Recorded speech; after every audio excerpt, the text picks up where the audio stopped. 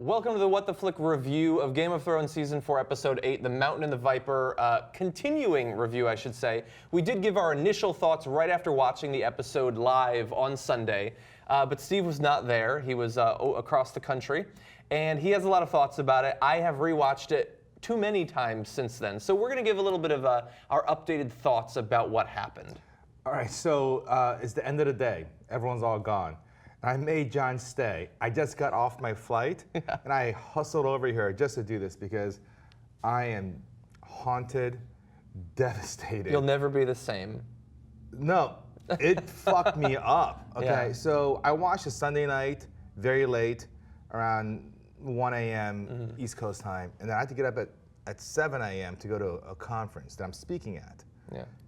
I got call. 1 hour of sleep because I was lying in bed just reliving the scene over and over and just thinking about this episode and Game of Thrones in general. And I've come to a conclusion. I figured out Game of Thrones. Yeah, you've just solved it. I solved it. I cracked the code. And the story is this. These notions of love, honor, and honesty and justice. Duty. Those are silly romantic notions that are fleeting and luxuries for poets and songwriters and not for real people. And in the real world, at least in the world of Westeros, those who survive are the ones who are ruthless, who take victories however they can, whenever they can, and they live for another day. And every single person that we love them because of those qualities. They have, the silly qualities. Yeah, they care about love, they care about honor and about justice, and they have a moral compass. And when they die, it's very, very, painful for us because we're attached to them. And the message that we're receiving in very subtle ways and not so subtle ways is that, well, that's just silly. That's just not the way the real world works. And maybe that's true. Maybe you have to be an evil CEO to make the billions of dollars, or and if you're a nice guy who tries to give breaks, then maybe your company fails. Of course, not in all instances. But back to this issue. When Oberyn died the way he died, I couldn't believe it. I felt like someone just kicked me in the stomach. I was sickened. Let's all walk through it. So before the fight, you knew he was going to be the champion. Did you think he would win or not? I allowed myself the luxury of hoping that he would win. And he was so awesome. Like his little one-liners. She's like, "Are you gonna fight? You're gonna fight that?" He goes, "I'm gonna kill that." I mean, he was so good. So confident. Yeah. Overconfident. I didn't even think he was overconfident. He really believed in himself, and he did. And the thing is, he won. He did win. And then he did. Well, he had the win within his reach. It was right there. And and again, so like he pulls the spear out of him. Could have just put it right back in him a couple more times if he wanted to. Yeah. Or what I would have done is retreat 20 or 30 feet and then throw the spear at him. That's safer. Right. So this to me was much worse than the Red Wedding. Much worse. And here's why. On the Red Wedding, that was a tragedy. But there was nothing they could have done. I mean, they're outnumbered. I mean, they were tricked and they were slaughtered. Awful, awful tragedy, and we're just aghast as we watch it unfold. They were not armed. I mean, they had no chance. Here, he won. He won. It was right there, and he gave it away, and it made it that much more tragic. And here's why he gave it away: because he wasn't satisfied with just the win. He wanted a confession. He wanted justice. He wanted his sister's name to be honored somehow. He wanted closure. And I guess in some ways he wanted the Mountain to point the finger at Tywin and say, he made me do it. That's what he was hoping for. Yeah, so he wanted justice, he wanted, honor, and he had love for his sister, and that's why he died. That's why he died. And I think he has been so focused on revenge for so long that once he sees the Mountain down, like I think he wants the finger to be pointed at Tywin, not because he fundamentally thinks that then he'll be able to like right the wrongs, but he's not ready to give up on revenge. Like he's gotten revenge. He actually did it, the Hound or the Mountain, and he's got the Mountain down. But like, what if he had said that Tywin did it? What's he gonna do then? Is he gonna jump into the stands and try to kill Tywin Lannister? That's exactly right. Like, what would the solution be then? Yeah, so I agree with you that, because he said he had many enemies. When Tyrion says, if you want justice, you've come to the wrong place, he says, no, I've come to the perfect place. I want to correct the wrongs against my enemies, and all my enemies are right here. But how was he gonna hurt Tywin? Like, he was basically by himself. So the problem is, he should have just killed the Mountain, obviously, okay? And then find a way to exact revenge on Lannisters later. Yeah. If you think Tywin did it, just kill Tywin. Yeah, but again, he doesn't. He wants to do it in a just way, right? He wants to kill the Mountain where the Mountain confesses, and then the killing of the Mountain would be justified. He wants the Mountain to say, Tywin made me do it. So when he kills Tywin, that is also justified. That's not the way the world works, at least not in Westeros. And it was so frustrating. It was so frustrating.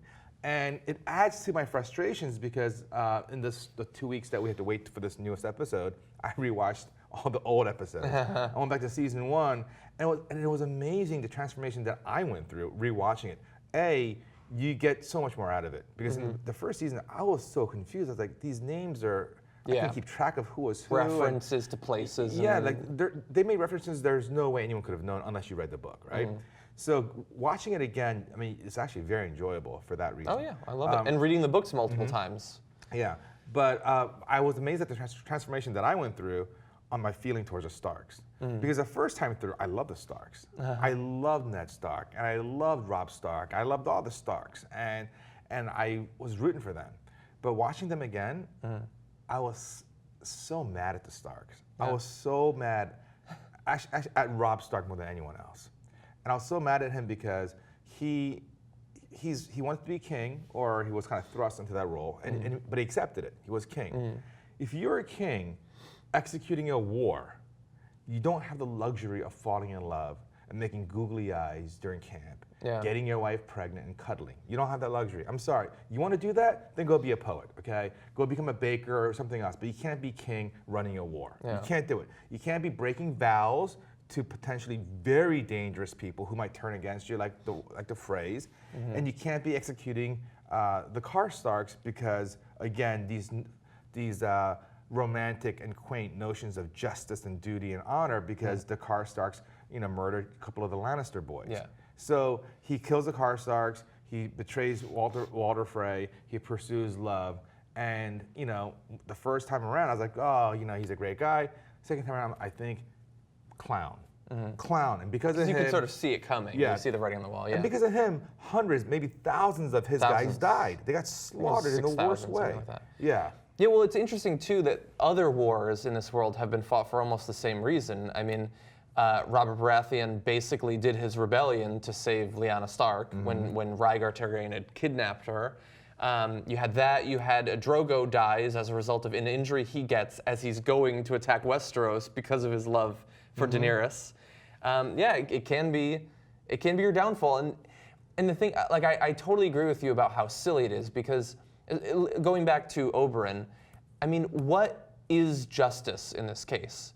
She's long dead. Her kids are long dead. Even if you kill the Mountain, she doesn't come back. If you kill him and he confesses, she doesn't come back. You don't get any more closure. He's ruined for the rest of his life from the experience of losing his sister. And now he's lost everything. He's lost the love of his girlfriend as well. Like, she's ruined for the rest of her life. Yeah, I mean, but at the same time, those silly ideals of love and honor and things like that seem to be the only things that would make life worth living. Like, Tywin doesn't exactly seem like a happy guy. Like, all the people who don't have that, the Mountain doesn't seem like a happy guy. He seemed pretty happy when he was squeezing Oberyn's head. I actually want to take it a step further. Not only is it naive and silly, these notions of justice and love, but they're also selfish. And they're selfish because in the case of Robb Stark, his personal pursuit of his personal happiness resulted in the slaughter of thousands. In the case of Oberyn, because of his selfish, greedy interest in trying to get a little bit more justice than what he's already gotten by winning, he wanted to win plus confession. He is, breaking the heart of his paramour. What's her name? Eliar. I forget the name. And I should know that. And because of his death, now Tyrion may die. Yeah. So, Well, he obviously had very little interest. He was just using it as an opportunity to fight the Mountain. Like, correct. He may give a speech about how bad he feels for Tyrion, but at the end of the day, could have killed him if he wanted to and chose not to. Right. Yeah.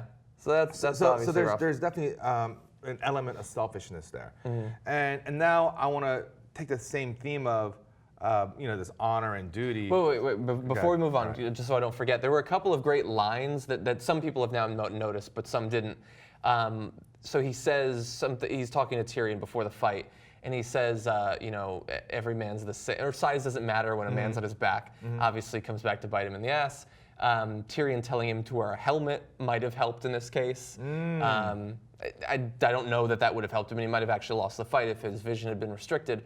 But there was one more great line. This is sort of a random aside. When Tyrion is having his talk with Jaime, that great talk about the smashing the beetles and everything like that. I forgot about that point. There was a random line before that when they're talking about the words for the deaths of people. Like you have fratricide, and deicide, and patricide.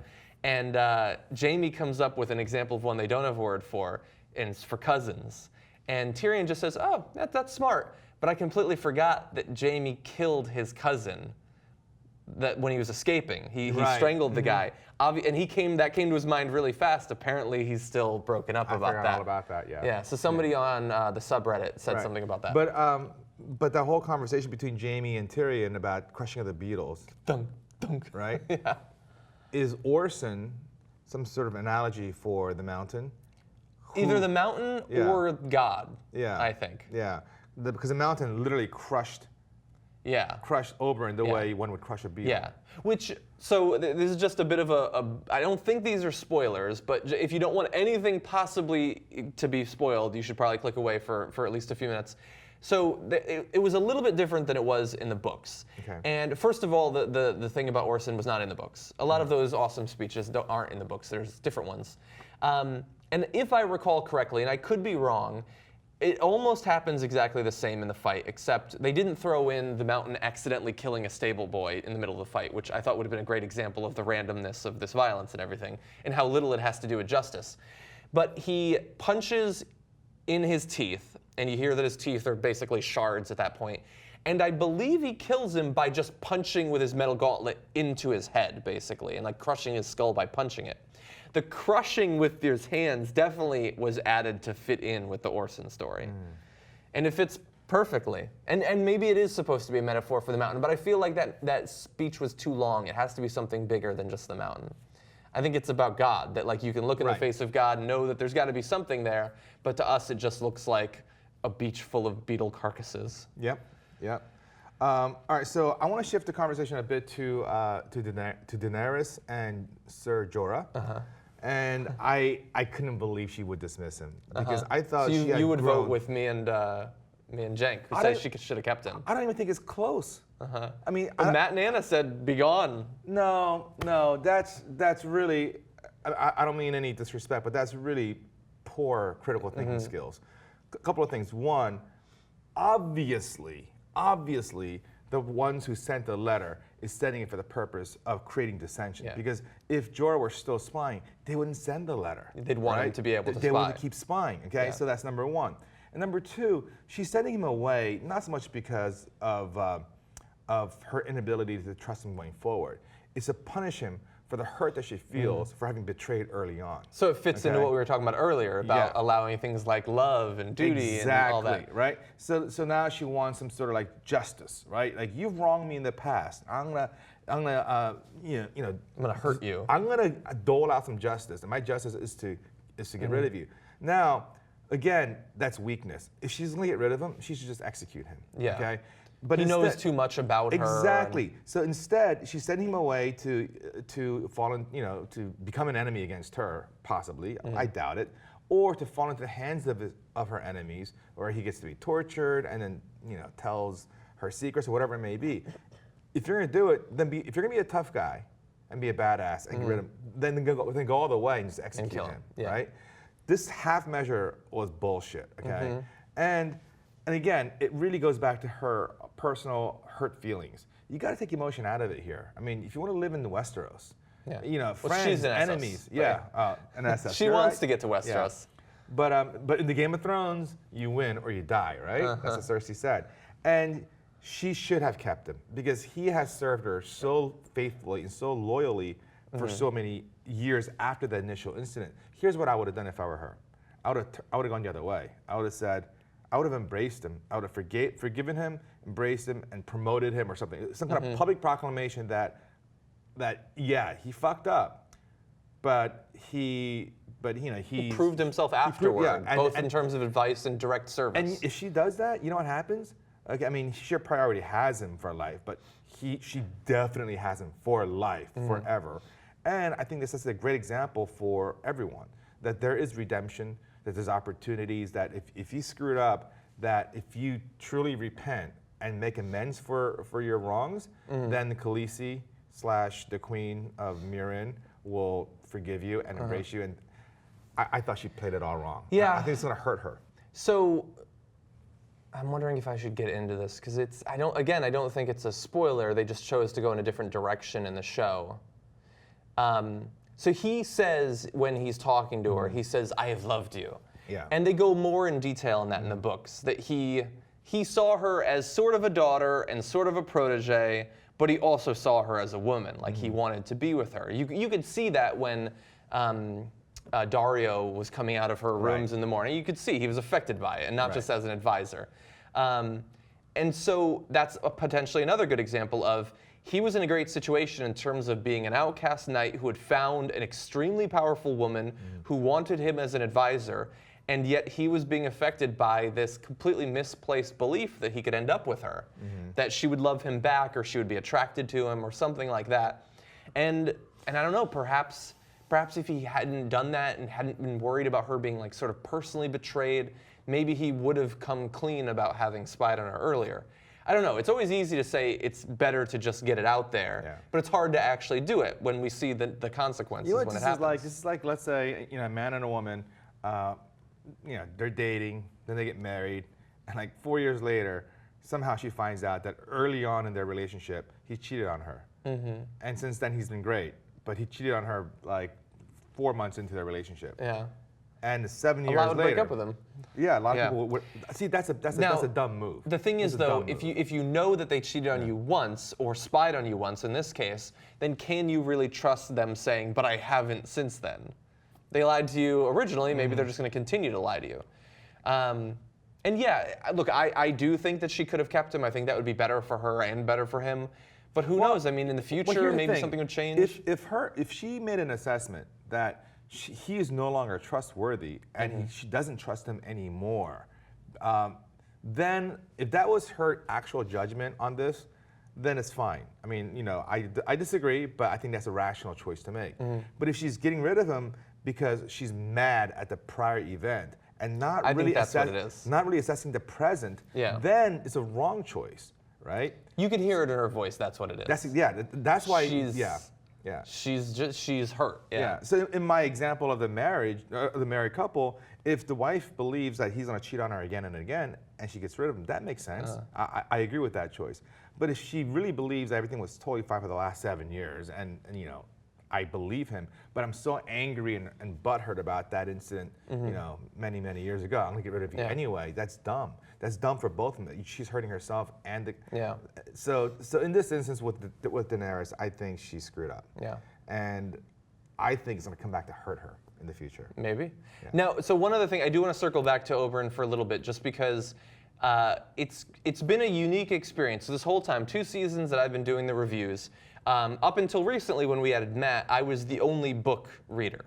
Now there's also Matt. And so whenever something surprising would happen, I would know that it's going to happen. For the most part, there's been some completely different plot twists and stuff like that. But the bad things, like Red Wedding and stuff like that, I've known it was going to happen.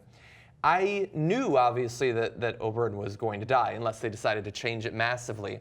But the way it happened and the repulsiveness of it was so shocking. Like, I thought I was ready, and because I wasn't actually ready, I think it hit me even harder than it hit people who had no idea it was going to happen. Like, you can see it in the reaction video. I am blown away, and I have been ever since then.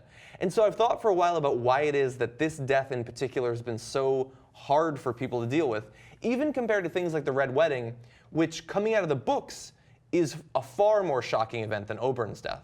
Partly because Oberyn is one of a few characters, there's been a few like this in the show, that is a way better character in the show than he was in the books. He was only kind of interesting in the books, and he wasn't around for nearly as long. The introduction to him dying is a much shorter period of time. It's not a whole season. Yeah. And so he's such a more interesting character, and it's what you said, that he could have won if he wanted to, so there's the tragedy combined to it. And there's our belief that Tyrion's life hangs in the balance. There's so much in it. And look, let's be real, his screams. I can't get the screams out of my mind. And having to see it, there's something, like we saw earlier in that same episode, we saw a man get an axe through the head, and then we saw another man's entire flesh be stripped away. And for some reason, that's not nearly as hard to watch as this guy's eyes being poked out. Yeah, for some reason, I deeply felt his pain. I mean, not literally, but that pain, what must have been going through his head those final seconds? Fingers. Yeah, fingers. In addition to those fingers, screams. He's thinking, I fucked up. Yeah. The thing is, he does get the confession as he's dying. Yeah. Maybe he feels better. Screams of joy. No. But yeah, there's something about it, and the fact that so many people are watching, it's not some random death on a battlefield. You have hundreds of people watching you die. That's hard. It's hard, and in fact, it was so hard that I had trouble sleeping that night, and for the first time, I was bummed out. I was literally Cenk was depressed. too. Yeah, and it made me not want to watch the next episode. I mean, I say that now. Good luck. Saturday night, I can't wait, or Sunday during the day. But as of right now, I feel like I need a break or something. I mean, it's just too much. Like, it's just too much pain, and I know the Hound's gonna die because they keep foreshadowing with the little infection, and Arya's like, I should have burnt it out. How ironic that fire could have saved him, right? Yeah. But he's obviously gonna die. And then the one nice moment in this episode was between Grey Worm and my favorite woman in all of Westeros / Essos and this world, Missandei? Missandei. Yeah, Missandei. From the island of Oh my North. goodness. Wow. Yeah, she, I think, moved from number 2 to number 1 in the space of that episode. Daenerys is beautiful and has a great voice and great eyebrows, but no, Missandei's something. Is just... The Red Woman did pretty well in her little bath scene recently, but... No, Missandei, I had to watch Missandei over and over to cleanse the visual of Oberyn. The water in the scene, I'm sure, helped. Yeah. But bear in mind, Missandei is, I think, something like 10 years old in the books. So very different direction they went. I like the movie version better. Yeah. But so Missandei and Grey Worm had that little awkward / romantic moment, right?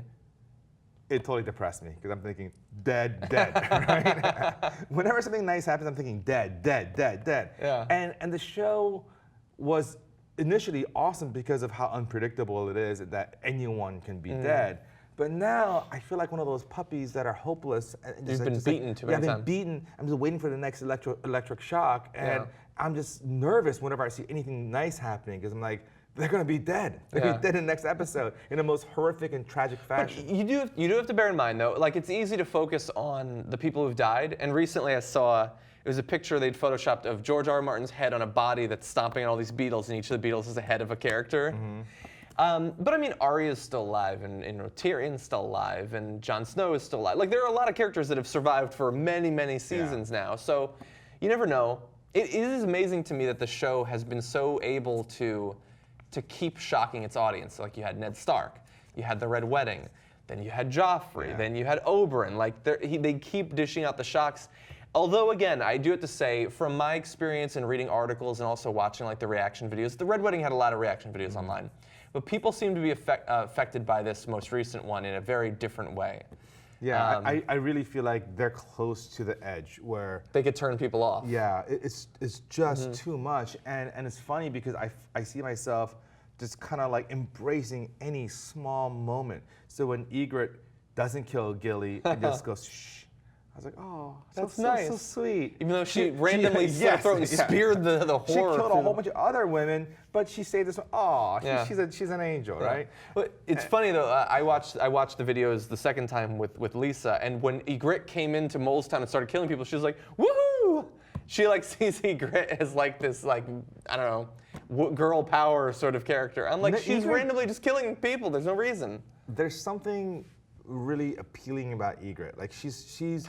I don't see it. No, I think it's because she showed her vulnerability when she fell in love with Snow, and she could have killed him, but she didn't. And you can see the pain on her face at that betrayal. So she's humanized, and then they humanize her again when she showed mercy to the baby and Gilly, and that's why. She has that side plus that crazy badass side where she can just, kick ass and apparently shoot the bow like Katniss Everdeen. So she's very Legolas if you're into the Lord of the Rings mythology. Yeah. Now, I do feel a little bit bad for you coming up because it looks like from the preview that we're going to be spending a lot of time at the wall in this next episode. So I've been evolving on that. Oh, really? Yeah, I care more about the wall. And it's mainly because I went back and watched all the old episodes, and I have a much better understanding of what the fuck is happening. Before, I was like, where are they south of the wall? Are they north of the wall? Who are these? Oh, at Castle Black. Yeah. I was so confused by everything, by the Wildlings and Mance Rayder. But now I got it all. I got to figure it out. So now that it's comprehensible to me, now you get the stakes more. Yeah, I get the exactly. I get the stakes, like who's who. Like I get it now. So I'm more interested. And Jon Snow is really growing on me. And I rewatched that episode where Catelyn talks to Robb Stark's wife, and she's knitting something, and she talks about how she prayed for the gods to kill Jon Snow. Yeah. And then he got really, really sick, and she thought he was gonna die. Yeah. And then she prayed to the gods to save him, and that if they would. She would love him like a mother. And then they did save him, but she didn't love him like a mother. Yeah. And she blames all the bad stuff that's happened to her family because she's a horrible woman. And that was so much more powerful watching it the second time around. It gave me like chills watching it. And it made me really kind of root for Jon Snow because he is... This is what he's had to deal with. Yeah. I think it's kind of a small version of what Tyrion had to deal with. Yeah. Second Sons. It's difficult. That's right. Yeah, that's why they named an episode after it. And a mercenary company over in Essos. Yeah. Any other thoughts? I know you're still processing.